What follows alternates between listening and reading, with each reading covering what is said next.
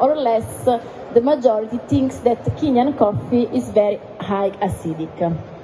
Is that true or not? Yes and no.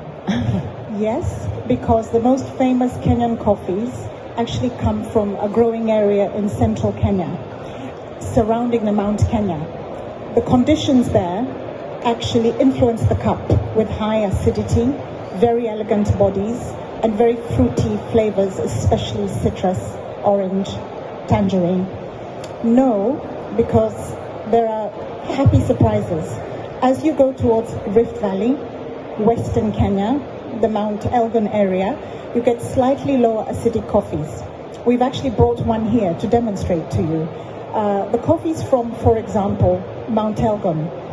Some of them have the variety from Blue Mountain variety.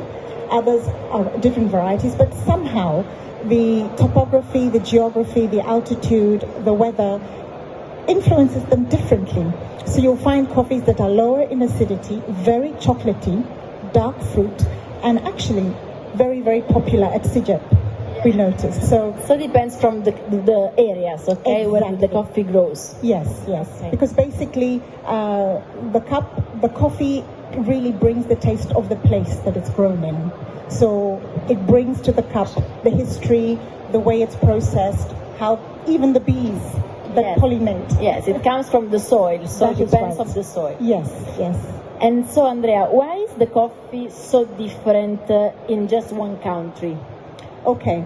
That is a small country. Yes, not true. so big. You know, like Brazil, or it's a nice country, little.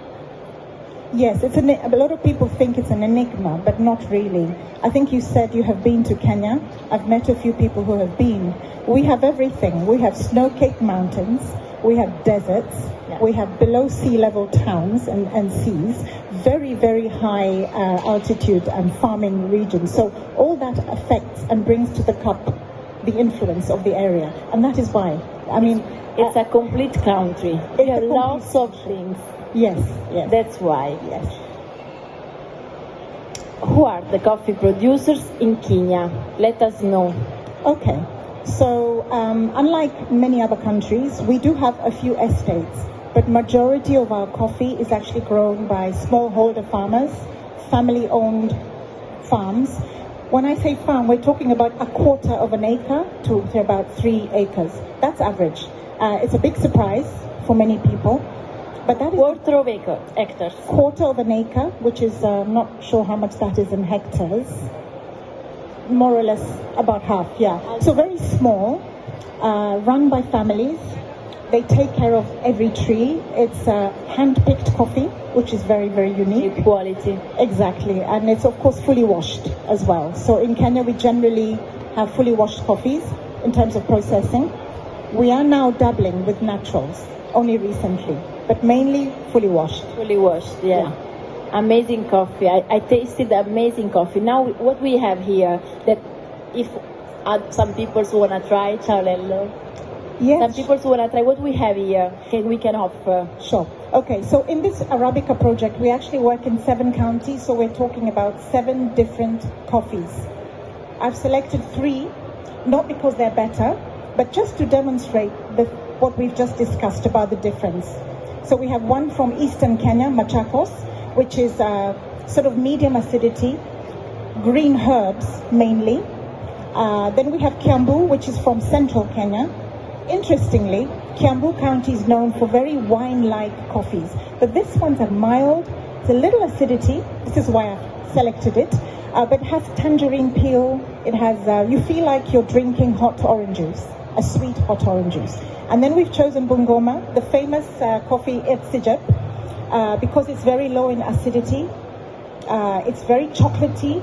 Sometimes it has a bit of nuttiness going on. It just depends. You didn't expect from a Kenyan. No, and that's why we have the 3 different ones. So the first one, which is the flavor majority? Majority is green herbs. Green herbs. Like vegetative, coriander, something like that. Cilantro. But it depends on your experience. Quindi adesso abbiamo qui tre campioni di caffè di 3 differenti zone. qualcosa che assomiglia più al coriandolo, alle spezie, al vegetale. Al centro abbiamo qualcosa che assomiglia a un succo di arancia caldo, quindi c'è l'arancia, ci sono gli agrumi, e l'ultimo qualcosa che non ci aspettiamo da un caffè kenyota, che è invece cioccolato, nocciolo. I translate a little. Chi vuole assaggiare? Noi abbiamo del tempo. Tommy, tu sicuro sei il primo? Quanti ne vuoi? 1, 2 o 3? Uno va bene. Quanto tempo abbiamo? Possiamo offrirlo un po' al pubblico? Ok, allora io poso il microfono e preparo il caffè.